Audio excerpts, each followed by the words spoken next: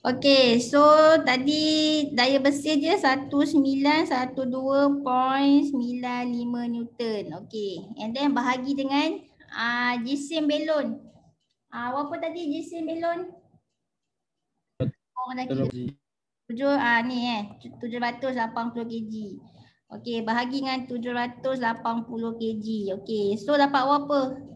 Dia punya ni. Bagilah dapat berapa? So berapa pecutan je ni? 2 point. Kamu ambil lah 2 tempat.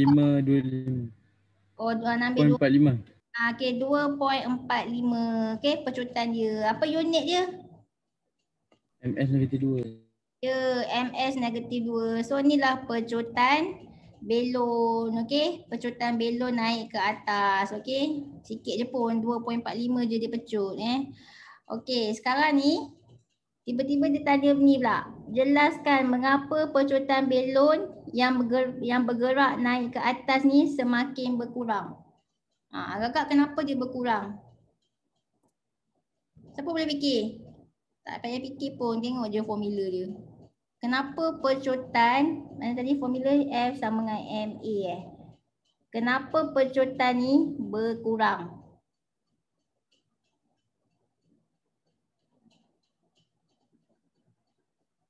Siapa boleh fikir? Okey, apa hubungan pecutan dengan daya bersih ni, daya paduan ni? Hubungan dia apa? Ada langsung. Langsung. Okay, kalau pecutan dia berkurang, daya bersih dia pun berkurang. Sekarang ni kenapa daya bersih dia berkurang? Kita tengok sini. Ada daya apungan. Agak-agak kenapa daya bersih dia berkurang? Sekejap mana cikgu bukan. Kenapa daya bersih dia berkurang? Agak-agak sebab apa? Sebab dia punya apa? Kenapa daya bersih dia berkurang? Kamu kaitkan dengan ni pula. Kenapa nilai daya bersih ni berkurang? Tadi kamu dapat daya bersih tu hasil tolak apa? Hasil tolak daya apung dengan berat kan? So daya bersih ni berkurang sebab apa? daya apungan. Ya, sebab daya apungan dia berkurang. Okey, kenapa daya apungan ni berkurang? Kaitkan dengan apa? Kenapa daya apungan ni berkurang? Kamu kaitkan dengan ni pula. Tadi kamu dapat daya apungan daripada mana? Daripada isi padu udara yang tersesar kan? Betul tak? Betul. Daya apungan dia berkurang sebab yang tadi tu lah, apa tadi? F sama dengan apa tadi? V daya apungan F sama dengan V rho G. Ni, so daya apungan dia berkurang sebab ni. Apa hubungan ni? Berkadar langsung kan? Daya apungan dengan isi padu udara yang tersesar. So daya apungan berkurang sebab isi padu udara yang tersesar dia berkurang. Kenapa isi padu udara yang tersesar dia berkurang? Pakai formula ni pula. Isi padu udara yang tersesar. Isi padu V daripada formula apa? Kita boleh ambil formula apa? Ketumpatan sama dengan jisim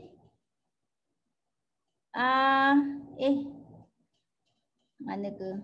Ketumpatan sama dengan jisim bagi Simple V. Sekejap. Macam salah je ni.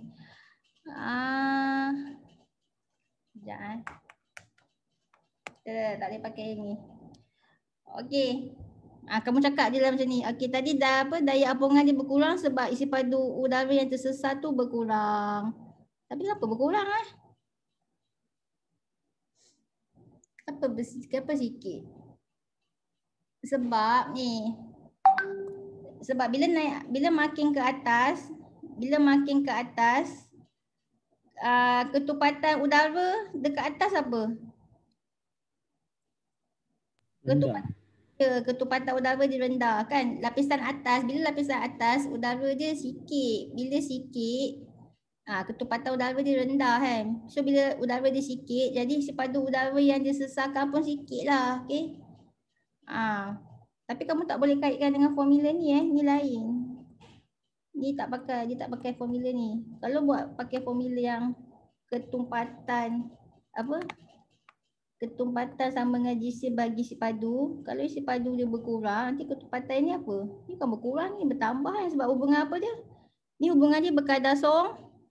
So dia tak ada kaitan dengan formula ketumpatan sama dengan jisim bagi sipadu. Dia kaitan dengan ni je. Kalau udara kat atas tu, lapisan udara dia sikit ketumpatan udara dia rendah. Jadi udara yang disesakan tu pun sikit juga, rendah. Jadi daya apung dia pun rendah. Okay, dia daya apung dia rendah.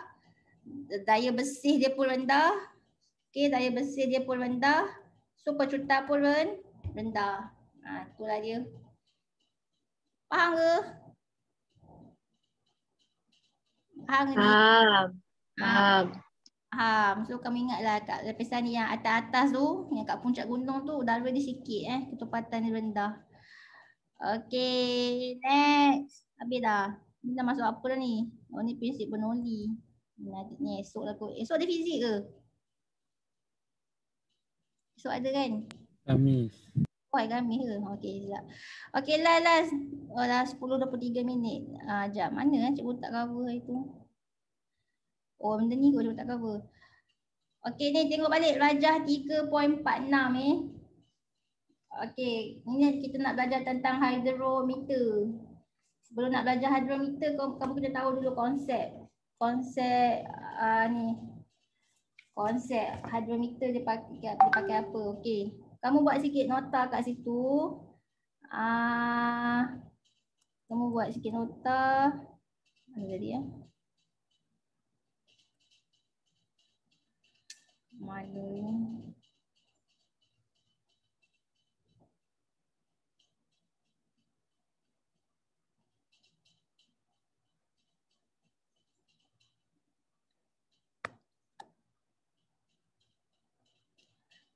Okey, semakin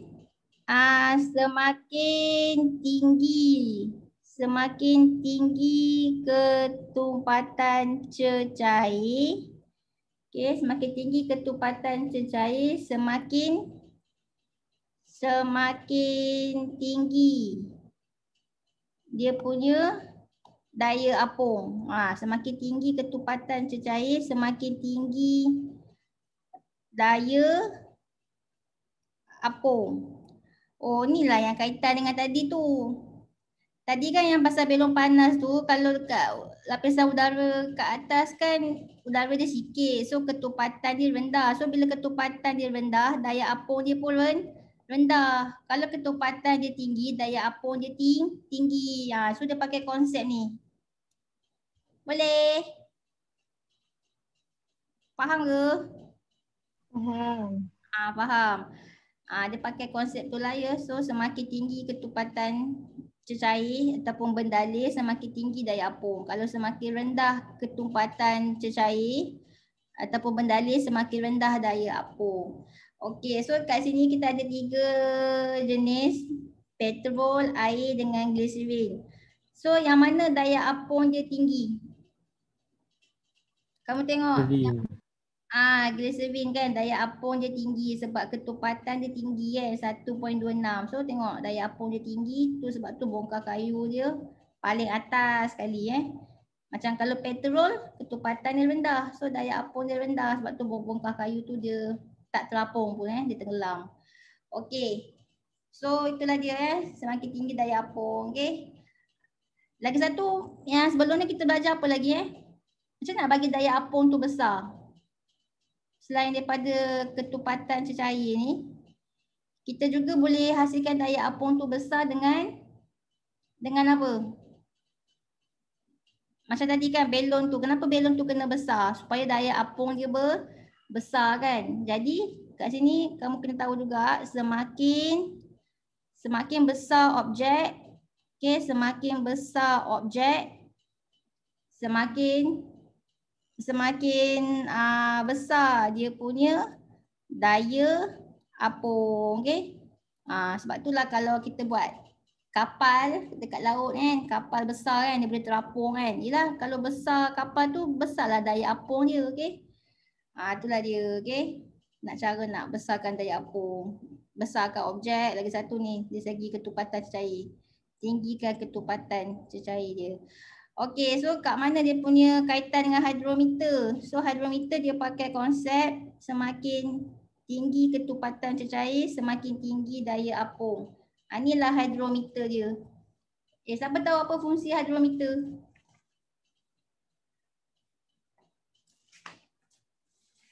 Kat mana kita boleh tengok hydrometer ni?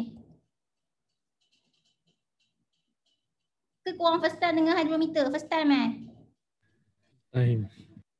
Okay, kalau kamu pergi bengkel kereta, kamu tengok orang tu kan, kamu nak tahu bateri kereta ni dah nak habis ke ataupun banyak lagi ke dia punya bateri dia. So orang tu dia akan guna hydrometer lah untuk test bateri kereta kamu.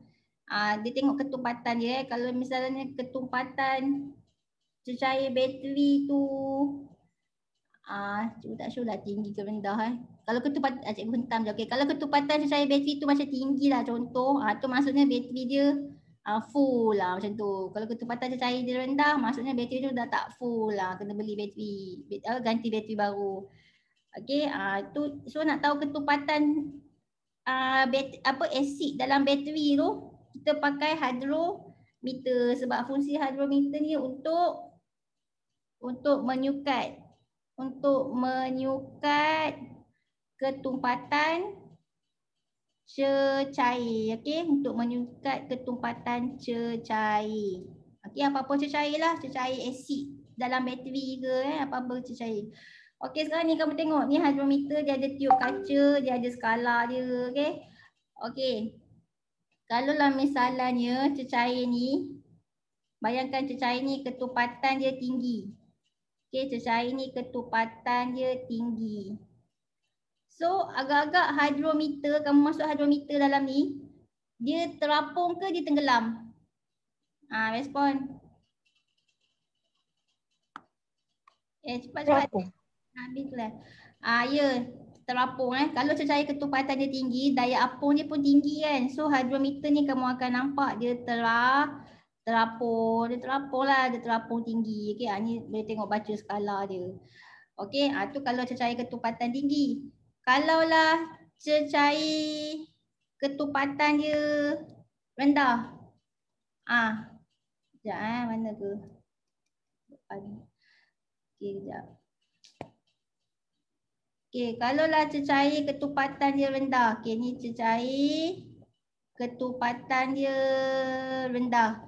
So daya apung dia tinggi ke rendah? Daya apung, nanti hydrometer tu boleh apa? Tenggelam ke timbul? Kalau cecair ketupatan dia rendah. Tenggelam.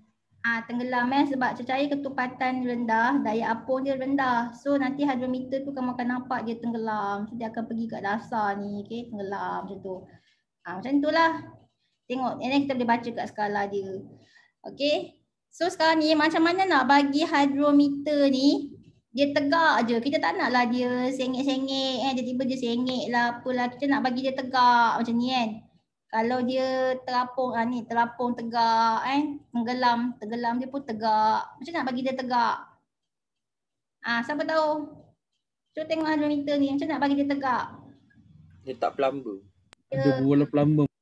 Sebab tu dia letak berbola plumbum dalam ni supaya hydrometer ni berada dalam keadaan tegak. Okey. Kalau kamu baca buku yang RM15 tu kan. Dia adalah reason dia sebab dia kenapa guna letak berbola plumbum supaya hydrometer tu dia berada dalam keadaan tegak dalam cecair. Sebab kita nak dia terapung tegak Okey, habis dah prinsip Archimedes. Habis dah kan? Semua dah cover dah. So nanti next class kita akan masuk prinsip Bernoulli. Okey, itu saja. Bye-bye. Terima kasih Aiza. Terima kasih Zaza. Terima kasih Aiza.